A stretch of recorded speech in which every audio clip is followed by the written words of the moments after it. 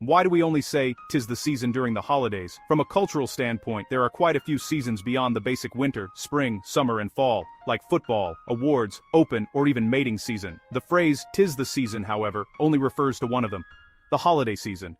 But you know, that wasn't always the case. Spring gets the shaft. Some of the oldest instances of "'tis the season" from the 17th and early 18th centuries, when people frequently used "'tis" as a contraction for "it is," actually involve warm weather. "'Tis the season of the year that calls to me," Springlove says, in Richard Brome's 1641 play, A Jovial Crew. Or, The Merry Beggars. As his name very unsubtly suggests, he's talking about spring, when birdsong and other pastoral cues tempt him to become a vagabond until the weather grows too cold for wandering. In Richard Steele's 1705 play The Tender Husband, or The Accomplished Fools, a character describes spring as follows: "Oh, 'tis the season of the pearly dews, and gentle zephyrs."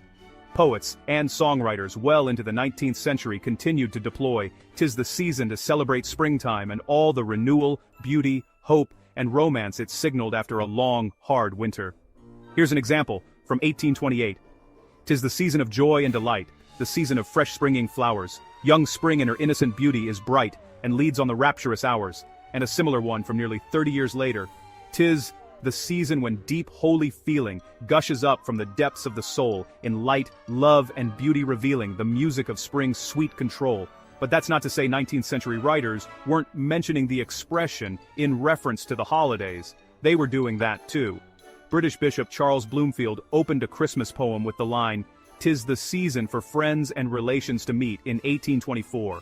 And a song, dating at least as far back as the 1850s, repeated variations on this stanza. "We'll sing a merry song tonight, and quaff a cup of cheer, for 'tis the season of delight, and comes but once a year." It would be another, and more famous, Christmas carol that helped the holidays steamroll spring, as 'tis the season's main season. It's jolly time. In the mid-19th century, Welsh harpist John Thomas collaborated with Welsh poet Talhaearn and Scottish lyricist Thomas Oliphant on a multi-volume series of classic Welsh songs. Thomas tackled the musical arrangements, Talhaearn was in charge of Welsh lyrics, and Oliphant penned an English version of each entry. The second volume, published in 1862, contained Nos Galan, or New Year's Eve, based on a Welsh melody that had shown up in print at least as early as the 1750s, and possibly performed long before that. Apart from the title, Oliphant didn't much concern himself with direct translations. While Talhaearn's first two lines meant, "The best pleasure on New Year's Eve is house and fire," and "a pleasant family," Oliphant went with "Deck the hall with boughs of holly, 'tis the season to be jolly." Though it wasn't the first time Nos Galan had been set to English words, it was the first time those words featured "deck the hall," a phrase that eventually stuck, with an extra S at the end, as the track's English title. Some of Oliphant's lines got scrapped in later versions of the song. "Fill the mead cup, drain the barrel," for example, was replaced with "Don we now our gay apparel."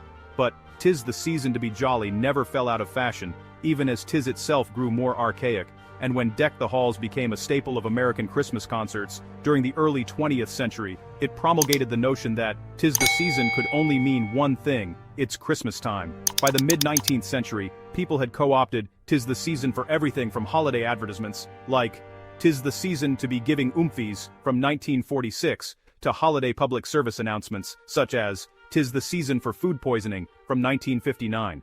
That's pretty much where it stands today. Right now, 'tis the season to protect your hearing, and to switch to Verizon, and for employers to address skyrocketing employee stress, and of course, to be jolly. Fa la la la la, and so on.